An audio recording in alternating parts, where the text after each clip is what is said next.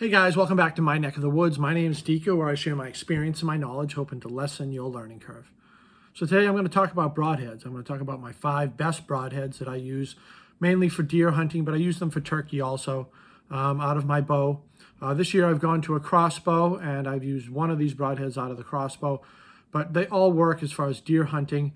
And I'm not going to give you any crazy specs on what type of steel they're made out of or anything. I'm just going to tell you my personal experience with each of these broadheads and tell you that they're all good. They all work very, very well. I have a lot of experience with all of them except for one. One is new. I'll do that one last. And I just shot a deer with that one, and I'm pleased with its performance. So before I get started, please sub the channel, like my videos, and make some comments. You know that I love the comments. All right, so these are in no particular order. This is a broadhead that I've used right here. It's made by a company called Magnus. It's called the Black Hornet. And there's another version of this called the Sur Razor, where it has like some serrations on the top.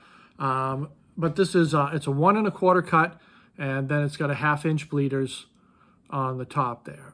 My experience with this broadhead is that it flies fine. The bow that I shot them out of was a Mathews Z7 set at about 58 pounds. I had a 29-inch draw length. Sometimes I shot heavy arrows, sometimes I didn't. If you've seen anything on my channel, I like to tinker around, and I love broadheads. I'm always shopping for broadheads, always doing testing and whatnot, and I'm going to be doing some testing soon on broadheads on my channel. So anyway, the Magnus Black Hornet.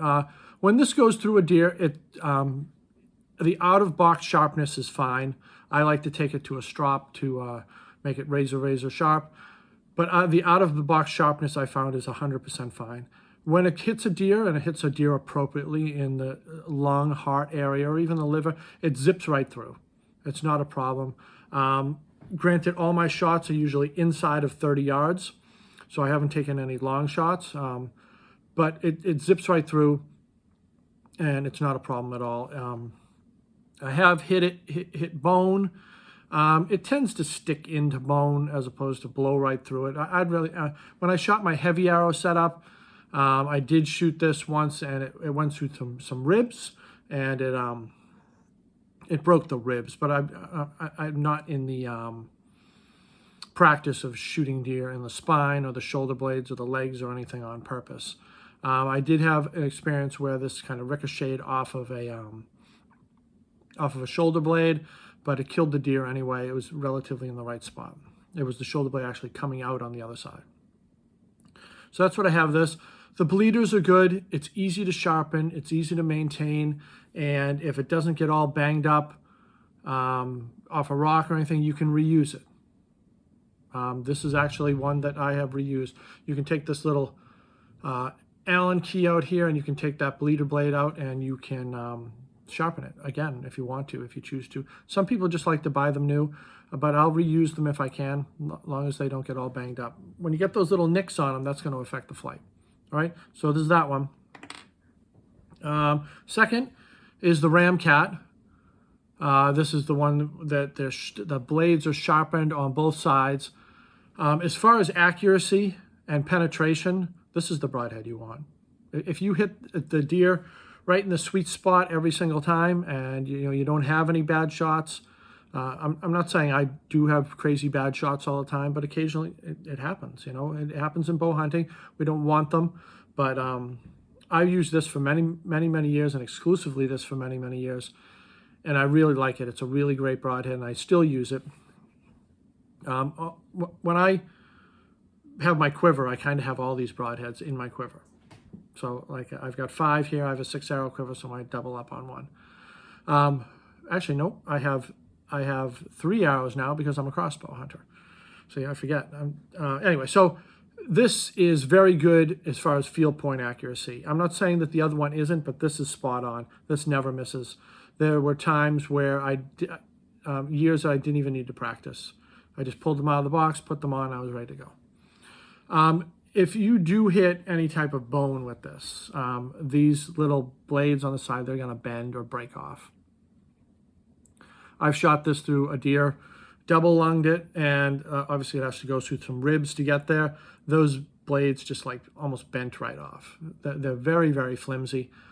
But as far as sharpness and accuracy, and if you hit that deer or a turkey in the moneymaker every time, it's going to go straight through. Penetration, I think it out-penetrates any of the broadheads that I have here. And I think it's just because of the surface area. The really, really thin broadheads, or excuse me, really, really thin blades, they're very sharp. You know, and it's just less resistance. Kind of has that kind of offset blade feature. But I've shot many deer with this, and it's never been a problem. If you are going to run into a problem with this, like say you hit it in the shoulder or you spined it or whatnot, this isn't going to do anything. It's just going to stick into it, and you're probably not going to recover that deer. It just doesn't have the makeup to make it through. But otherwise, it's still a great broadhead, and I still use it. That's the Ramcat. What do we get next here? Okay, next we have. I'm not sure that they even make this broadhead anymore. It's made by G5 and it's called the Magnum. I have trouble finding them. I've got 2 or 3, and this one has been used before and it's been sharpened, resharpened. And I find that when this one falls apart, when it does fall apart, the blades are difficult to get back in. It's not an easy feat. It's one of those ones that the ferrule here, when you unscrew it here, this little O-ring on the bottom kind of holds it all together. My other 2 that I shoot are like that too. As far as the Ramcat and the Black Hornet, those ones come pre-assembled. But these ones, they kind of slide up into the ferrule, and then when you lock it into your arrow or your ferrule or your the piece there, it kind of holds it all together. Without it, it just kind of falls apart. Otherwise, great broadhead, 1 1/4 cut. All these are 1 1/4 cut, by the way. Although some look bigger than the other, but as far as, try to get it right there, as far as the length or diameter, they're all 1 1/4. See if I can match them up here. You know, they're all 1 1/4. This is a great broadhead. These vented blades here, they're not very strong. They're not strong at all. They do bend and warp when they go through an animal just the normal way. I have one that I can't shoot anymore, and I have trouble finding replacement blades for these 2. So at some point in time, it will be retired because I just won't have any more left. Or sometimes you can find them on eBay. Someone's selling them from a pro shop or something like that. The tip on the front is, it's really its claim to fame. It's sharpened on all 4 sides and kind of goes in line with the 3 blades there, and it's a little loose. And it's just a great broadhead overall. It's durable for, I don't want to say one-time shooting. It's durable. You can sharpen it back up again, and it flies great. No, you can't really ask much for that. And ultimately it kills deer. I've used this one many times on turkey too, and it seems to work. You know, turkey's a little tougher. You know, the vitals are a little smaller. But that's the G5 Magnum, another great broadhead. All right, this is one of my favorites by far.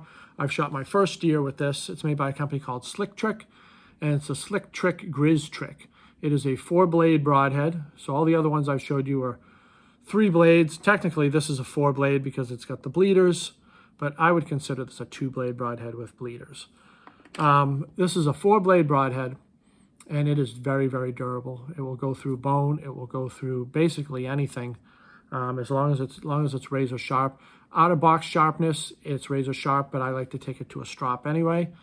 It has a sort of a chisel-tipped ferrule here, right on the top. Try to get in focus here. Razor sharp blades. I've shot deer every year with this, and I love it. It's by far it's probably my favorite of all of them. This is a 1 1/4 cut. Although it looks smaller, like I said, the diameter is the same as all of these. You know, sticking myself here. Even the Magnum here, you know, they're the same.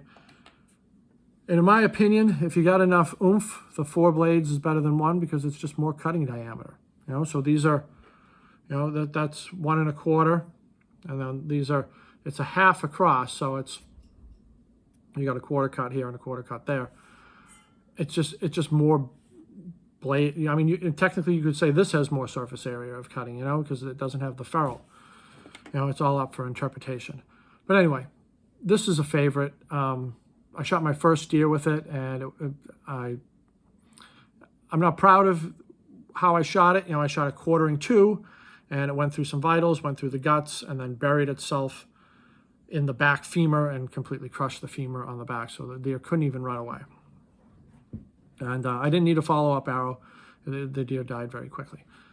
But Grizz Trick, Slick Trick Grizz Trick, it's called the 2.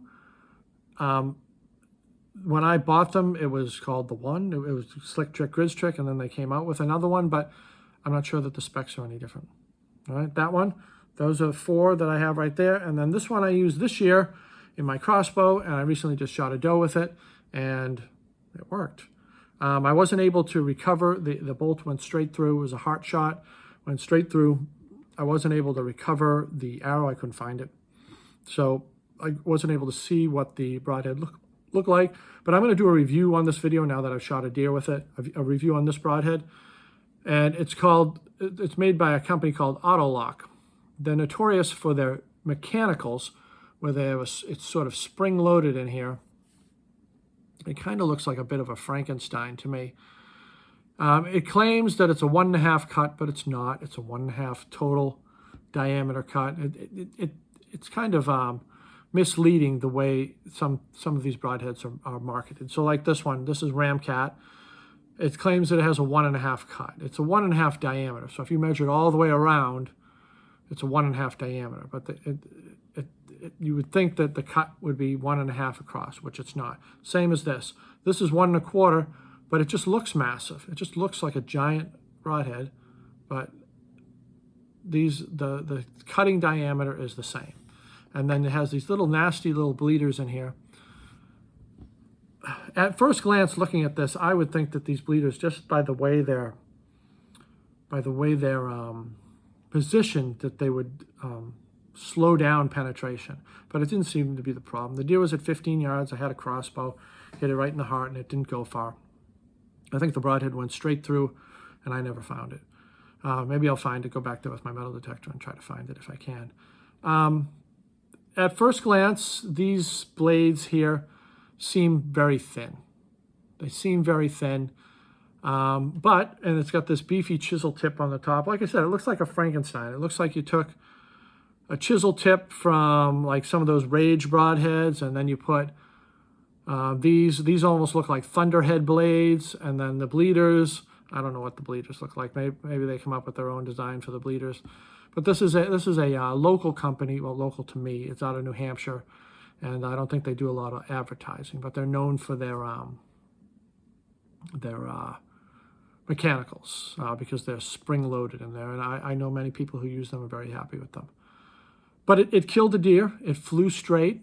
Even with my practicing, it flew straight. There wasn't a problem with it. It lost its edge pretty quick based on the broadhead target, but otherwise it seemed to do good. I'm gonna continue using these a little bit, and like I said, I got some broadhead testing coming up in the future, and I'm gonna test those broadheads. But that's all I got for you. Please subscribe to the channel, and I'll talk to you guys later. Be well.